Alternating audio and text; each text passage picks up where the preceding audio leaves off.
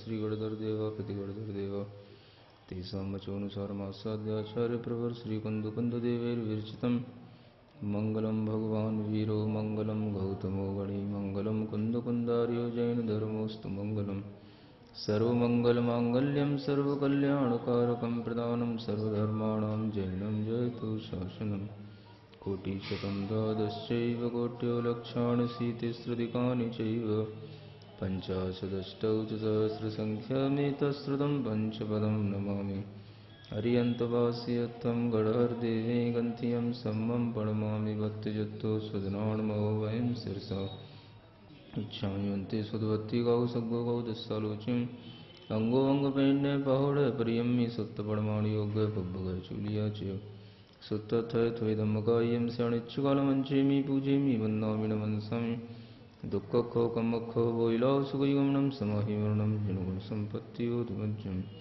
स्वाध्यायलयं श्रीमदाचार्यभक्तिकाय सर्वं करमन्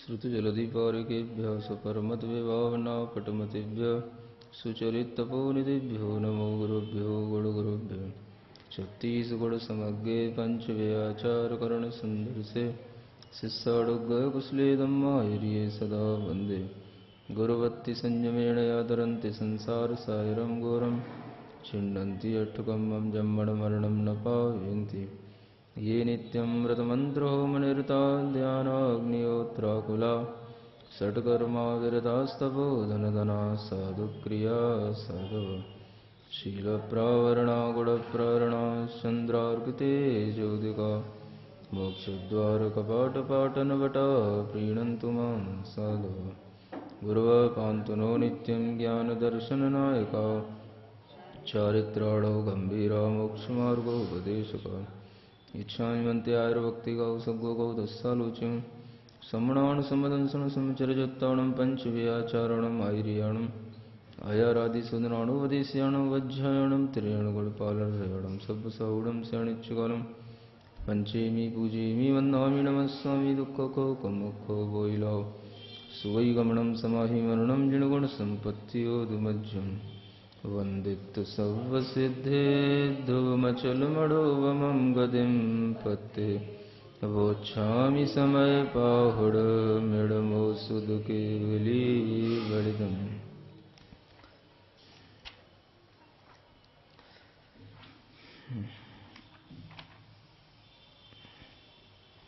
6 सूत्रों का वह व्याख्यान पूर्ण हो चुका। अंतिम कलश वर्णाद्या वा रागमोहादयो वा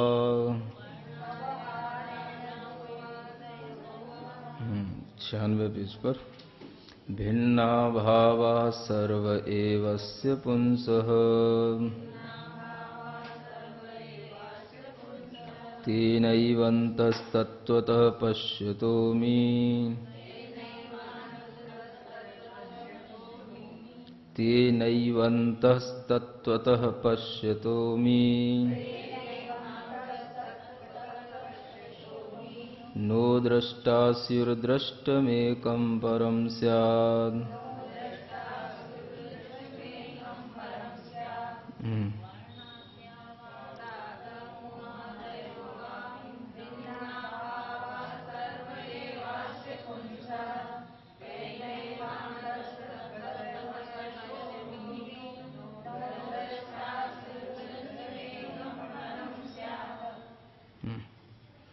यहाँ पर उसी का उपसंहार करते हुए बताया जा रहा है कि जो भी वर्ण आदि यानी पुद्गल की जो द्रव्य पर्यायात्मक जो उसकी परिणतियां दिखाई देती हैं शरीर आदि के रूप में, वो वर्ण आदि से यहाँ पर ग्रहण की गई हैं।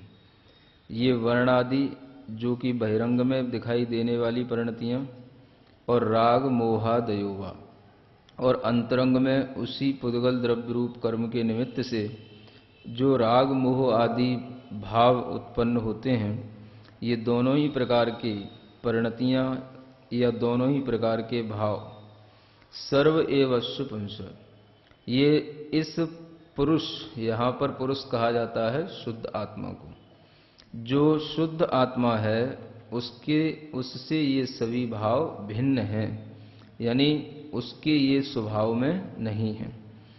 तेनैवंतस तत्वतः पश्यतोमि, इसलिए जो अपने अंतरंग में तत्व से उस आत्मा को देखता है, उसके लिए नो दृष्टा स्यु, ये भाव कुछ भी देखने में नहीं आते।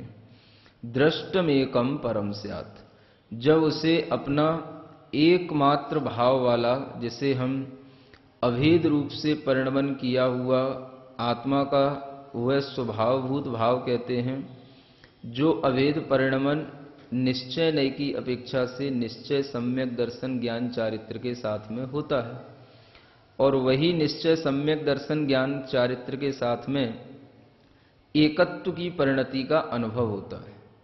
तो उसी एकत्व की परिणति का अनुभव जिस समय पर किया जाता है और अंतरंग में केवल वही अपना आत्म तत्व उस ज्ञायक भाव के साथ में देखा जाता है, तो उस समय पर ये कोई भी भाव आत्मा के उसे दिखाई या नहीं देते। इसका मतलब यह है कि उसे अनुभव में नहीं आते। इसलिए ननु, अब यहाँ पर आगे बताते हैं कि ननु वर्णादियो यदि अमी न संति जीवस्य तदा तंत्रांतरे कथम संति इति प्रज्ञाप्यन्ते इति चेत। अगर ये वर्ण आदि इस जीव के भाव नहीं है या जीव में नहीं होते हैं, तो तंत्रांतर का मतलब अन्य सिद्धांत ग्रंथों में, तंत्र माने बोलते हैं सिद्धांत बोलते हैं, तो अन्य सिद्धांत ग्रंथों में फिर ये कैसे बताए जाते हैं या इनका कथन क्यों किया जाता है, किस लिए किया जाता है, तो उसका उत्तर यहाँ पर आचार्य महाराज गाथा के माध्यम से देते हैं। ववहारेण दुवेदे जीवस्य हवन्ति वर्णमादिया गुणठाडन्ता भावा णदुकेणिच्छयनयस्य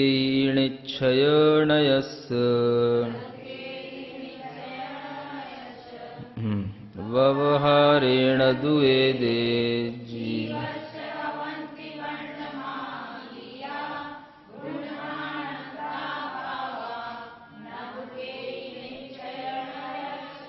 हाँ देखो, यहाँ पर भी जैसे पहले भी बताया गया है कि निश्चय नय की मुख्यता से जो कथन करने का अभिप्राय रहता है, उस निश्चय नय की मुख्यता से ही यहाँ पर समय सार आदि ग्रंथ में अध्यात्म की विवक्षा में वह कथन किया जाता है।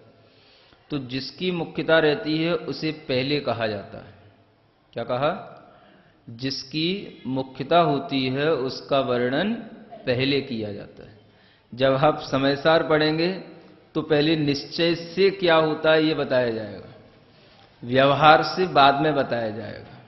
और जब आप जीवकांड वगैरह पढ़ेंगे तो व्यवहार से क्या होता है ये पहले बताया जाएगा, निश्चय से क्या होता है बाद में बताया जाएगा। और उसमें भी बहुत अच्छी बात है ये कि जिसका हमें वर्णन करना है उसको उस नय की अपेक्षा से पूर्ण रूप से पहले कथन किया जाता है। क्या कहा? जैसे अन्य सिद्धांत ग्रंथों में जब जैसे आप जीवकांड वगैरह हैं, तो इन जीवकांड ग्रंथों में जब आप पढ़ेंगे तो उसमें गुण स्थानों का पूरा वर्णन मिलेगा। पहले गुण स्थान से लेकर के 14वें गुण स्थान तक के जीवों का पूर्णतया वर्णन पूरा विस्तार के साथ में किया जाएगा, और उसमें हर एक गुण स्थान की परिभाषा, उनके लक्षण इत्यादि सब कुछ बताए। तो वहां पर व्यवहार नय की अपेक्षा से ये जीव के होते हैं, ये गुणस्थान आदि, ये वर्ण आदि, ये जीव के होते हैं।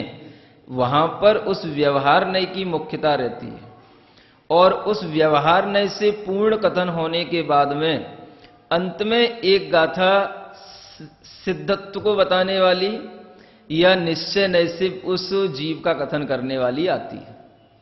जैसे गुणस्थानों का भी वर्णन जहां पर किया गया जीव कांड में, तो पूरा वर्णन करने के बाद में एक गाथा में सिद्ध भगवान की वह परिणति को भी दिखाया गया है।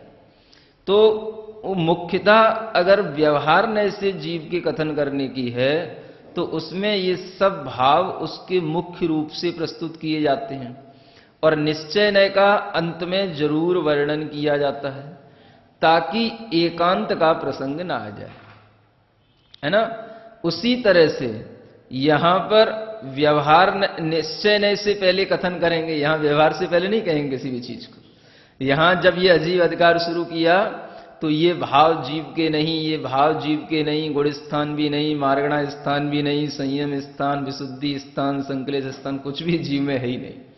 तो ये कहने के बाद में अब एकांत का प्रसंग न आ जाए तो यहां पर अब व्यवहार नय से जीव का क्या है ये भी बताया जा रहा है। ये कहलाता है मुख्य और गौण की व्यवस्था। जिस ग्रंथ में जो विषय मुख्य होता है उसको मुख्य रूप से विस्तार के साथ में कहा जाता है, और एकांत प्रसंग ना आ जाए तो इसलिए वहां पर वह उस नय की जो विरोधी दूसरा नय है, प्रतिपक्षी के रूप में जो दूसरा नय है, उसके अनुसार भी उसका कथन किया जाता है। तो वही आचार्य यहां पर कर रहे हैं कि ये जो प्रश्न है कि अगर इन गुणस्थान आदि भावों को हमने माना ही नहीं कि ये जीव के हैं, तो फिर ये वर्ण आदि गुणस्थान आदि का वर्णन जो किया गया है वो क्या गलत है या उसको नहीं करना चाहिए।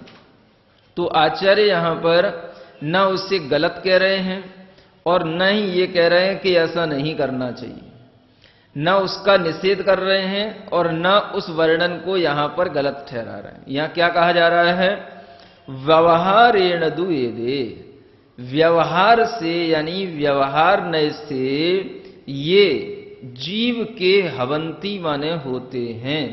क्या होते हैं, वर्ण मादिया, वर्ण आदिक भाव। वर्ण का मतलब हो गया जो शरीर आदि वर्ण है, यानी शरीर आदि जो रूप दिखने वाला है, ये भी जो भाव है ये भी जीव का व्यवहार नय से होता है। क्या कहा, ऐसा नहीं कहा कि जो निश्चय से होता है वही सच है और बाकी का है वो सब कुछ होता ही नहीं, या वह केवल कथन मात्र है। ये भाव यहां पर नहीं प्रकट होता है। तो इन ग्रंथों में आचार्य महाराज निश्चय नय से और व्यवहार नय से अब इन दोनों की समायोजना करते हुए इस गाथा में वो भाव बता रहे हैं।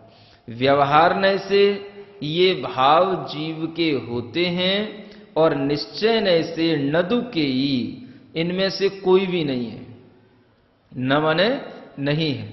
निश्चय नय से गुण ठाणंता भावा, जो गुणस्थान अंत में आया जिसके, यानी ये लिखने की भाषा क्या है, माने आप शुरू से देखोगे उसमें तो राग देश से लेकर के अंत में गुणस्थान आया होगा। गुणस्थान स्थानानी सबसे अंत में आए हैं। क्या समझ में आया, गुणस्थान सबसे अंत में लिया गया, जीव स्थान के बाद में सबसे अंत में क्या है, गुणस्थान। तो ये कहा जा रहा है कि गुणस्थान जिसके अंत में है, ऐसे गुणस्थान अंत वाले तक सभी भाव, जैसे तत्वार सूत्र में आता है ना, वनस्पत्यंतानामेकम। क्या कहा, हाँ, ये भी एक सूत्रों को लिखने की पद्धतियां हैं।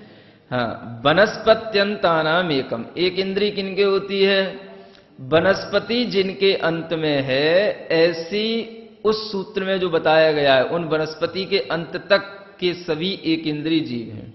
अब वनस्पति किसके अंत में है, तो वह सूत्र किससे टच करेगा, पृथिव्यप्तेजो वायु वनस्पतयः स्थावराः, है ना। अब इस सूत्र में पृथिव्यप्तेजो वायु वनस्पतयः, वनस्पति सबसे अंत में आया, तो ये वनस्पति वाले सभी जीव स्थावर हैं, यानी पृथ्वी से लेकर के वनस्पति कायक तक के सभी जीव क्या थे, स्थावर। ये कहा था, उसी को वहां पर कह दिया कि वनस्पत्यंतानामेकम। क्या समझ में आया, ऐसा नहीं कहा कि स्थावरा एकम, नहीं समझे। ऐसा भी कह सकते थे कि स्थावर जीव एक इंद्रिय वाले हैं, है ना? ऐसा नहीं कहा। क्या कहा? वनस्पत्यंतानाम एकम, वनस्पति जिसके अंत में है वे जीव एक इंद्रिय जीव कहलाते हैं। उसका भी कारण यह है कि स्थावरों का लक्षण अलग बताया गया और एक इंद्रियों का लक्षण अलग बताया गया। तो एक इंद्रिय वही हैं जो स्थावर हैं, लेकिन स्थावर कहने से हमें ये ढूंढना पड़ता कि वो स्थावर जीव कौन से हैं। और हमने जिन जीवों को यहां पर कहने के लिए बनाया एक इंद्रिय जीव कौन से हैं, तो वो पृथ्वी का एक, जल का एक, अग्नि का एक, वायु का एक और वनस्पति का एक। तो उसको बताने के लिए वह इस तरीके से सूत्र लिखा गया, वनस्पत्यंतानाम एकम। ऐसे ही यहां पर यह लिखा है, गुड़ ठाण अंता भावा, गुड़ स्थान के अंत तक के जितने भी भाव हैं ये सब कोई भी निश्चय नय से उस जीव के नहीं होते हैं। यही व्यवहार नयः किल पर्याय आश्रितत्वात् जीवस्य पुद्गल संयोग वसाद अनादि प्रसिद्ध बंध पर्यायस्य। देखो क्या कहा, यह माने यहां पर जो ये प्रसंग चल रहा है, व्यवहार नय कैसा है? पर्याय आश्रितत्वात्, ये पर्याय का आश्रय लेने वाला होता है। मुख्य रूप से इसमें किसका आश्रय या अधीनपना रहता है? पर्याय का। माने पर्याय की मुख्यता से यह उस कथन को करने वाला होता है। तो वह पर्याय आश्रित कैसे हो गया? जीवस्य पुद्गल संयोग वसात, जीव का जब पुद्गल के साथ में संयोग हुआ तो पुद्गल के साथ में संयोग होने से अनादि प्रसिद्ध बंध पर्यायस्य, अनादि काल से उसकी बंध पर्याय प्रसिद्ध होती हुई चली आ रही है। क्या कहा? यहां पर पर्याय का मतलब क्या? एक पर्याय का मतलब होता है जिसे हम कहते हैं एक समय वाली पर्याय, और एक पर्याय का मतलब होता है उसकी परिणति, उसका परिणमन। यहां पर पर्याय का मतलब परिणमन है। पर्याय माने कोई एक समय वाली पर्याय नहीं, जो द्रव्य में से केवल वह पर्याय के रूप में ही निकल रही हो, ऐसी वह पर्याय को नहीं लिया गया है। यहां पर क्या लिया है? बंध पर्यायस्य, अनादि काल से चली आई उस बंध की पर्याय को यहां पर पर्याय के रूप में स्वीकार किया है। और वो बंध पर्याय कैसे बनी? जीव और पुद्गल द्रव्य के संयोग से। यानी यहां पर जो ये संयोग बताया, जीव और आत्मा, पुद्गल द्रव्य से मतलब कर्म समझ लो, तो जीव और कर्म का जो अनादि से संयोग बना हुआ है, उसी कारण से उसमें वह बंध पर्याय घटित होती है। केवल पर्याय नहीं बताई जा रही है यहां पर। कौन सी पर्याय? बंध रूप पर्याय, आश्रव की पर्याय, बंध रूप पर्याय, संवर पर्याय, निर्जरा पर्याय, ये सब पर्याय। पर्याय का मतलब क्या? पर्याय का मतलब यहां पर परिणति से है, ना कि कोई वह एक समय निकलने वाली पर्याय है। क्योंकि ऐसी अगर हम पर्याय मानेंगे तो वह पर्याय केवल जो है द्रव्य में रहते हुए भी वह पर्याय मात्र को विषय करने वाला व्यवहार नहीं हो जाएगा, द्रव्य को विषय करने वाला व्यवहार नहीं रह जाएगा। क्या है समझ में? अगर हम इसको केवल पर्याय मानेंगे तो वह द्रव्य तो अपने आप में कभी भी परिणमन किया नहीं, बस उसकी वह पर्याय ही बंध के रूप में आ रही है। इससे यह सिद्ध हो जाएगा। और जब पर्याय केवल बंध के रूप में आएगी तो वह पर्याय द्रव्य के साथ में नहीं है और उस द्रव्य की बंध अवस्था को नहीं बता रही है, ऐसा सिद्ध हो जाएगा। जबकि यहां पर जो बंध रूप परिणति को बताया जा रहा है कि अनादि काल से जो जीव आत्मा और कर्म का संयोग हुआ है और उस संयोग से दोनों की एक बंध रूप पर्याय उत्पन्न हुई है, वह बंध रूप पर्याय व्यवहार नय का विषय बनती है, न कि उस द्रव्य की पर्याय मात्र। क्या आया समझ में? ये बहुत गहरी बात है समझने के लिए, और इसी बात को नहीं समझते हुए बहुत बड़े इस शब्द के अनर्थ हुए हैं। ये शब्द जो है कम से कम इस टीका में तीसरी चौथी बार आया होगा, और आपने अभी तक इसका कभी गौर नहीं किया होगा। क्या समझे? अनादि बंध पर्यायस्य, अनादि प्रसिद्ध बंध पर्यायस्य, ये जो अनादि काल से चली आ रही है, प्रसिद्ध है, माने अपने आप में अनादि से सिद्ध है। प्रसिद्ध का मतलब अनादि से सिद्ध है। और इस अनादि सिद्ध बंध पर्याय को यहां पर व्यवहार नय का विषय बताया जा रहा है। मात्र व्यवहार नय पर्याय को देखता हो ऐसा नहीं होता है। कुछ लोगों के धारणा द्रव्यार्थिक नय के द्वारा देखा जाता है, और ये पर्याय जो है वो केवल व्यवहार नय के द्वारा देखी जाती है। ऐसा नहीं है। व्यवहार नय भी उस समूचे द्रव्य को दृष्टि में रखता है, और उस द्रव्य को रखता है जो द्रव्य पर के आलंबन या पर के संयोग से बना हुआ द्रव्य हो। जब वह द्रव्य की संयोग दशा उत्पन्न होगी तो वह व्यवहार नय का ही विषय होगी। पर्याय कहने से यहां पर वह द्रव्य शुद्ध है और उसकी पर्याय में अशुद्धता है, ऐसा भाव कई लोग इसी से निकाल लेते। क्या समझे? व्यवहार नय से कहा ना, व्यवहार नय से जीव और कर्म का संयोग हुआ और उसके कारण से उसे बंध पर्याय, तो ये बंध तो एक पर्याय है, और पर्याय जो होती है वह केवल उस द्रव्य से अछूती है, क्योंकि वह व्यवहार नय का विषय है। द्रव्य तो त्रैकालिक शुद्ध है और पर्याय अशुद्ध है, क्योंकि वो व्यवहार नय का विषय है। और पर्याय व्यवहार नय का विषय इसलिए है क्योंकि वह उस संयोग दशा में उत्पन्न हुई है। यानी द्रव्य में कोई संयोग नहीं हुआ, द्रव्य तो त्रिकाल शुद्ध है, बस उसकी पर्याय भर शुद्ध निकली है। ये यहीं से सिद्ध करते हैं ये लोग। समझ में आया? अब इसी को, ये शब्द पहले भी आ चुका है, आपने कभी भी इस पर ध्यान नहीं दिया होगा।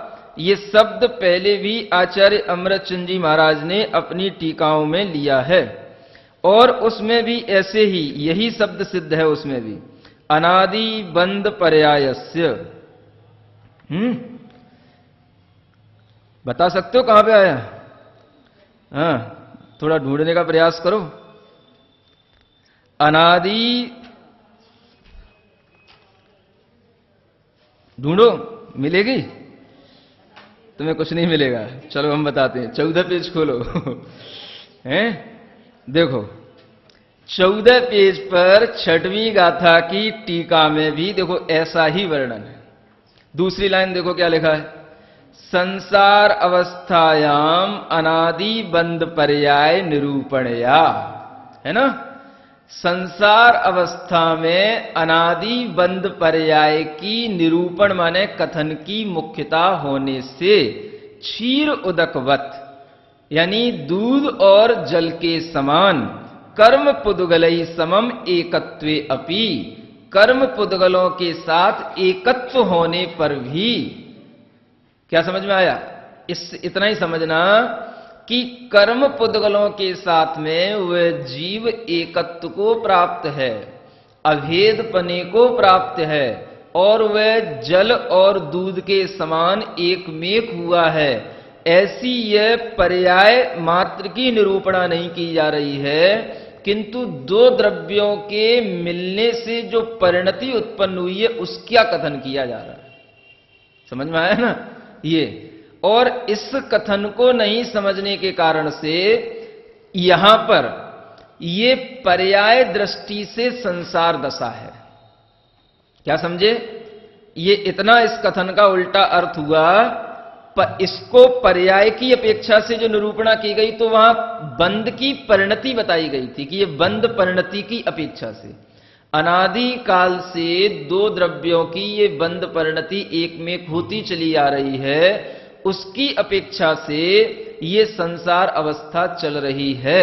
और इसको इन्होंने क्या ले लिया कि ये केवल पर्याय दृष्टि है। इसी का भावार्थ देखो, अगले पेज पर पढ़ो। अशुद्धता पर द्रव्य के संयोग से आती है। भावार्थ दिख रहा है ना, अगले उसी के सामने वाले पेज पर, 15 पेज पर। वहां मूल द्रव्य तो अन्य द्रव्य रूप होता ही नहीं, पर द्रव्य के निमित्त से अवस्था कुछ मलिन हो जाती है। क्या समझ में आया? कुछ मलिन। अब ये कुछ मलिन क्या होती है? ये कहां कहा आचार्यों ने कि अवस्था कुछ मलिन हो जाती है? अगर मैली है तो मैली ही होगी, वो कुछ और थोड़ी क्या होती उसमें, वो तो जब होगी तो पूरी ही होगी। तो कुछ मलिन होने का मतलब क्या कि उसके कुछ अंश में हो जाती है, कि उसके किसी एक भाग में हो जाती है। ऐसा कुछ भी यहां पर आचार्यों ने नहीं लिखा है, लेकिन कथन में इस तरह से भावार्थ। और उसके आगे देखो, द्रव्य दृष्टि से तो, अब ये द्रव्य दृष्टि कहां से आई? देखो, ये द्रव्य दृष्टि से तो द्रव्य जो है वही है, और पर्याय दृष्टि से देखा जाए तो वह मलिन ही दिखता है। ये यहां से पर्याय दृष्टि निकली।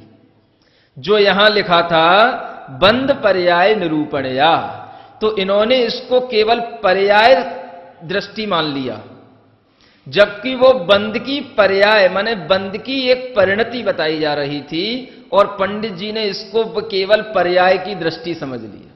माने पर्याय की दृष्टि में बस मलिनता है, और द्रव्य दृष्टि में तो वही त्रैकालिक निर्मलता है। देखो पंडित जी ने कैसा भावार्थ खोला है। आहा, भव्यात्माओं, ये भावार्थ कहीं और देखने को नहीं मिलेगा। बस यहीं से सब मिटना शुरू हुआ। ये आपको बता रहे हैं वो रहस्य जो अभी तक किसी के दिमाग में नहीं आए। आप ये भी कह सकते हो महाराज आपके दिमाग में कैसे आए। अभी तक ये कभी भी ऐसी छानबीन की नहीं गई कि ये द्रव्य दृष्टि और पर्याय दृष्टि कहां से आ रही है। तो ये जो ऊपर जो कथन चल रहा है उसी के आगे द्रव्य स्वभाव निरूपणया, है ना, जो आचार्य महाराज ने लिखा कि द्रव्य के स्वभाव की अपेक्षा से जो आगे कथन किया जाएगा, माने आत्मा शुभ अशुभ भावों से, अप्रमत्त प्रमत्त भावों से रहित एक ज्ञायक स्वभाव वाला, ये द्रव्य स्वभाव हो गया। तो ये द्रव्य दृष्टि इन्होंने मान ली। और जो पर्याय, जो ऊपर दोनों की संयोगज अवस्था का कथन किया, उसको उन्होंने पर्याय दृष्टि मान लिया, जबकि वहां पर व्यवहार नय से वह बंद रूप परिणति दिखाई जा रही है, न कि मात्र पर्याय दिखाई जा रही है। ये भूल हुई सबसे बड़ी। और उसको केवल पर्याय मान करके पर्याय दृष्टि से बस बंद है तो मलिनता है, बंद है तो राग आदि है, और इसको जो है पर्याय दृष्टि से कह करके द्रव्य दृष्टि से तो आत्मा वह अपने ज्ञायक स्वभाव में है, और उस ज्ञायक स्वभाव में किंचित भी कोई मलिनता नहीं है, मलिनता केवल पर्याय दृष्टि में है। ये यहां से अर्थ बिगड़ना शुरू हुआ। ये इसका इतिहास 200 वर्ष हो चुके आज इस इतिहास को इनको टीका किए हुए, और इस इतिहास में इस तरह से इन 200 वर्षों में कितना मिट चुका, इसकी परिकल्पना अब आपके लिए इतने ही करने से हो सकती है कि एक बहुत बड़ा पंथ अब अलग से इसीलिए बन गया। द्रव्य शुद्ध है, पर्याय अशुद्ध है। द्रव्य को अशुद्ध मानना ही नहीं, द्रव्य अशुद्ध हुआ ही नहीं, जबकि यहां पर कहा जा रहा है कि जैसे दूध और पानी का एक में एक संयोग हुआ, ऐसे ही जीव के प्रत्येक आत्म प्रदेशों में वह कर्म प्रदेशों का एक में एक पना हो चुका है, और उसके कारण से जो ये बंद पर्याय बनी, वह बंद पर्याय ही संसार अवस्था में व्यवहार नय से कही जाती है। और उसी को यहां पर व्यवहार नय से दो द्रव्य एक साथ चल रहे हैं। क्या कहा? व्यवहार नय दो द्रव्यों की परिणति को बता रहा है, और पर्याय दृष्टि में केवल एक पर्याय दिखा रहे हैं। समझो कितना बड़ा अंतर हो गया। जहां दो द्रव्य एक में एक रूप में दिखाए जा रहे हैं उसका नाम था व्यवहार नय, और इन्होंने पर्याय दृष्टि में क्या, जो उसमें बस पर्याय दिख रही है ऊपर ऊपर, कैसी, राग आदि भाव वाली पर्याय या ये शरीर आदि पर्याय, ये सब पर्यायें द्रव्य की शुद्धता में कोई बाधा उत्पन्न नहीं कर रही। जबकि वहां क्या बताने का भाव है कि वह बंद पर्याय में दोनों द्रव्य अपना स्वरूप छोड़ चुके, दोनों का ही जो है बंद होने से कोई भी शुद्ध नहीं रहा, न जीव शुद्ध रहा न कर्म शुद्ध रहा। कर्म में भी जीवत्वपना आया और जीव में भी उस कर्मत्व का प्रभाव आया। ये दोनों भाव जब आपके लिए 21 भाव बताए थे तो उसमें ये बताया था कि जीव और पुद्गल दोनों के 21 भाव हैं। क्या कहा? केवल जीव के नहीं बताए थे, जीव में भी विभाव स्वभाव, जीव में भी अशुद्ध स्वभाव, और पुद्गल में भी अशुद्ध स्वभाव और पुद्गल में भी विभाव स्वभाव। तो ये जीव और पुद्गल दोनों द्रव्य अशुद्ध हुए, इसलिए अशुद्ध रूप परिणमन करने वाले उन द्रव्यों में 21 स्वभाव पाए जाते हैं। और अगर वह द्रव्य सर्वथा शुद्ध होते तो उन द्रव्यों में 16 स्वभाव ही होते, 21 स्वभाव नहीं पाए जाते। और यहीं पर आप देखो, पर्याय दृष्टि से देखा जाए तब वह मलिन दिखता है। इसको इन्होंने पर्याय दृष्टि मान ली। अगर इसको पर्यायार्थिक नय कहते तब भी कुछ बात संभल सकती थी, क्योंकि पर्यायार्थिक नय में भी कम से कम उस द्रव्य की मिली जुली परिणति की प्रधानता रहती है। लेकिन पर्याय दृष्टि कहने से केवल उस द्रव्य की बस पर्याय भर दिखती है, द्रव्य नहीं दिखता है। तो यह सबसे बड़ा अनर्थ हुआ कि जहां पर दो द्रव्यों को एक साथ दिखाया जाना था, वहां पर केवल पर्याय को दिखा करके इन्होंने उसको पर्याय दृष्टि में ले गए और पर्याय दृष्टि कह करके उसको बस ऊपर ऊपर से मलिनता मान करके उसमें द्रव्य की तो शुद्धता है और पर्याय की अशुद्धता है, ये कहना शुरू कर दिया। ये गलतियां यहीं से शुरू हुई और ये आचार्य महाराज की कथन शैली ऐसी, ये दो जगह तो हमने आपको दिखाई दी, एक तो इसी टीका में और एक जो टीका चल रही थी उसमें, बीच में भी एक दो बार और आई है। तो ये बंद पर्याय जो कहा गया है, ये हमको इसलिए समझना कि ये बंद पर्याय मात्र पर्याय नहीं है, ये दो द्रव्यों की मिली जुली अवस्था रूप परिणति है। दो द्रव्यों की वह मिली जुली परिणति है। जैसे हल्दी है, चूना है ना? दूध और पानी आपको समझ में ना आए तो एक उदाहरण और भी है। हल्दी है, चूना है, जब दोनों मिले तो क्या हो गया?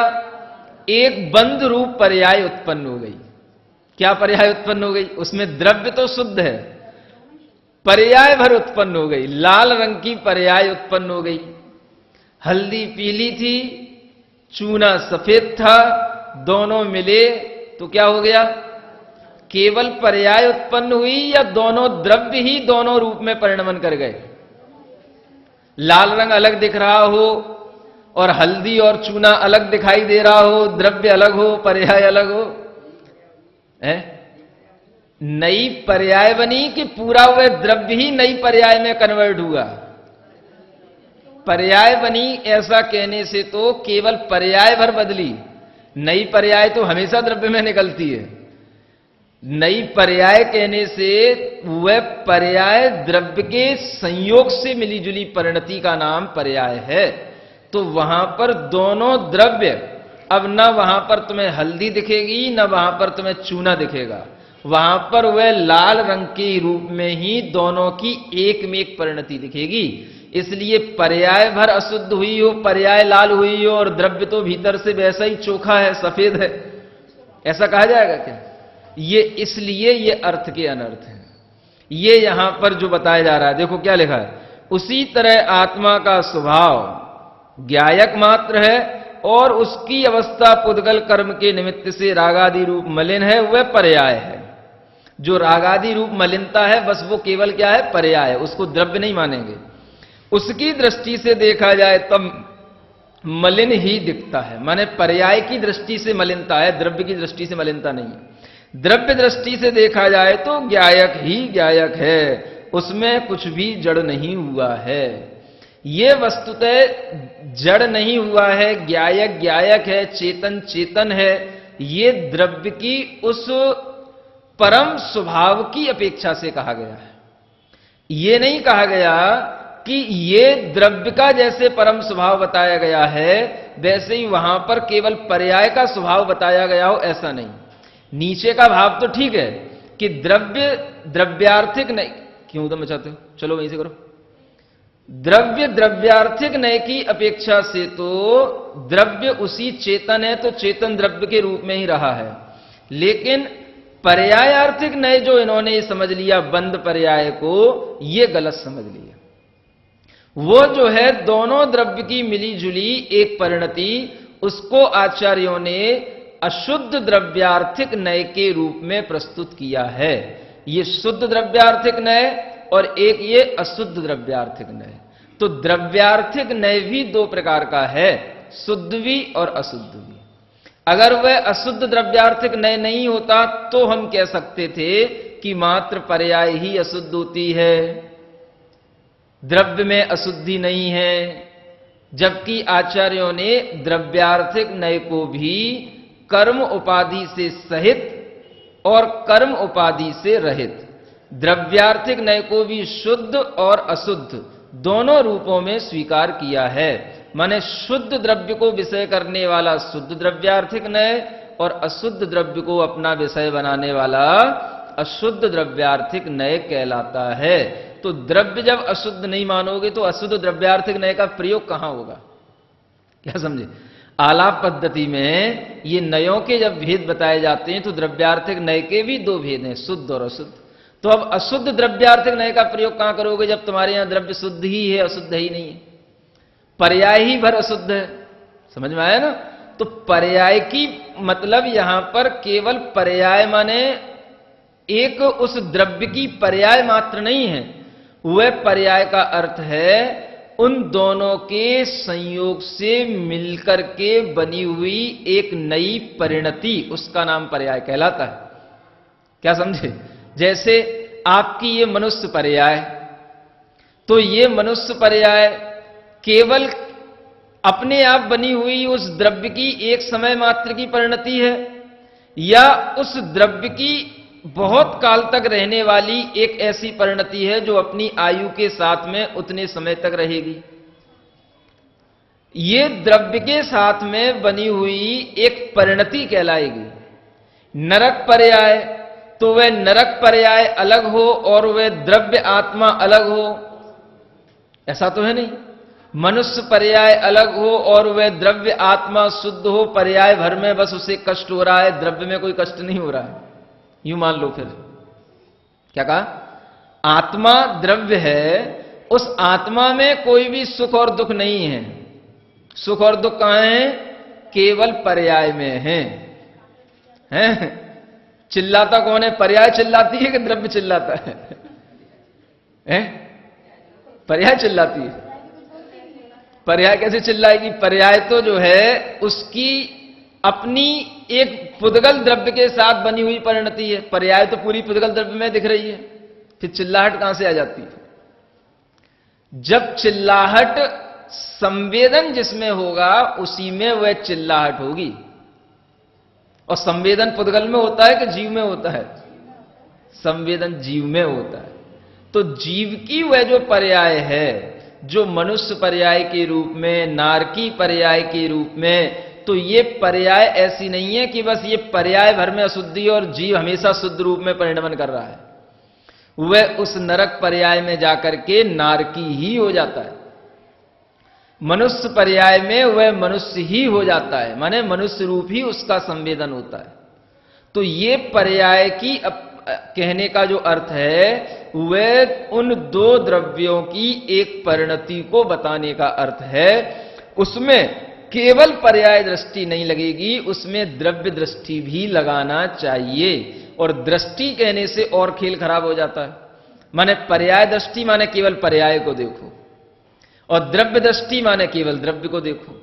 जबकि आचार्य कहते हैं हमें ऐसे बोलना चाहिए, द्रव्यार्थिक नय की दृष्टि में। क्या समझ में आया?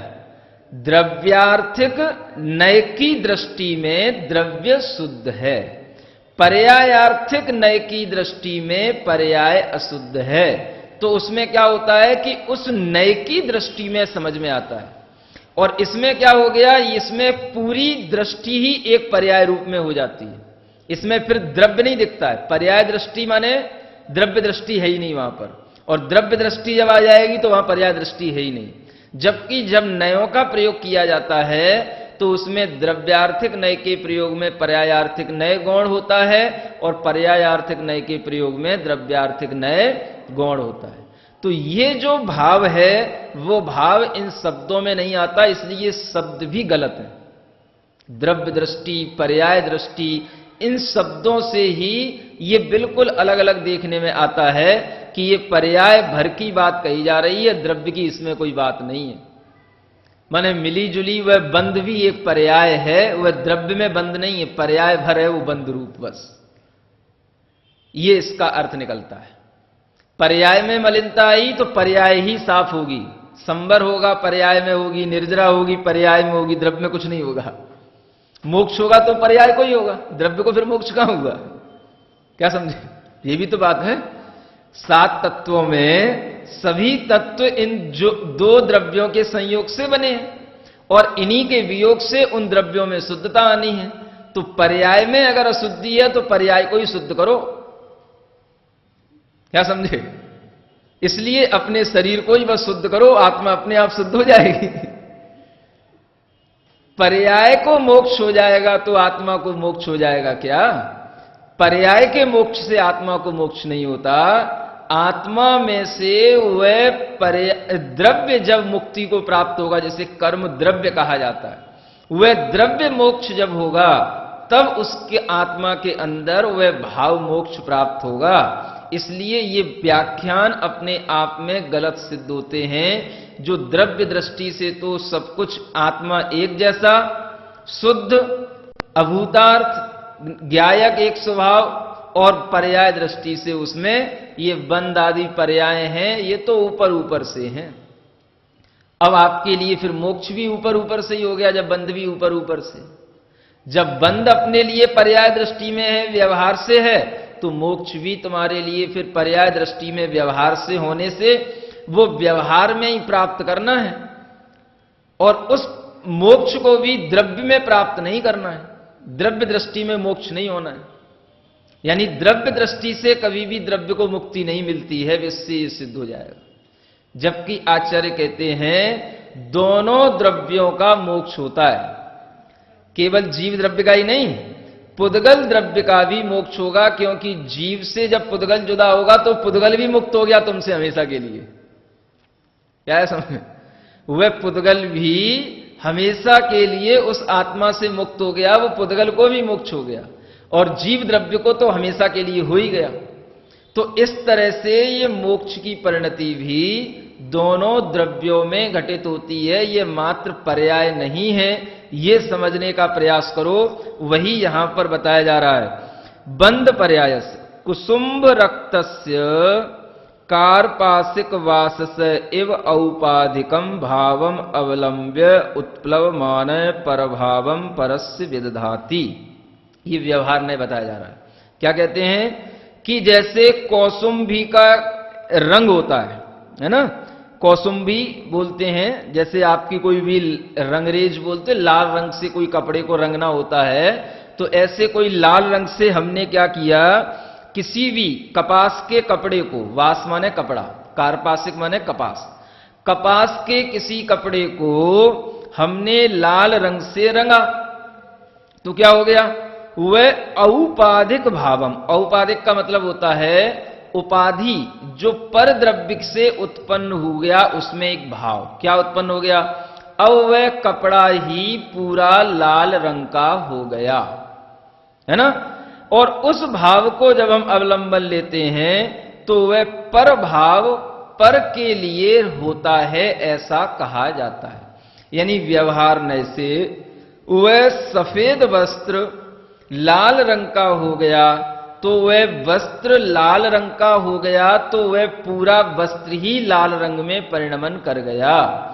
उन औपाधिक भावों को उस वस्त्र के साथ जोड़ करके कहना, ये व्यवहार नय का विषय है। अब उसमें आप ऐसे नहीं कह सकते हो कि वह भीतर से तो उसमें सफेदी है और ऊपर ऊपर से वो लाल है। क्या समझे? वह उसकी सफेद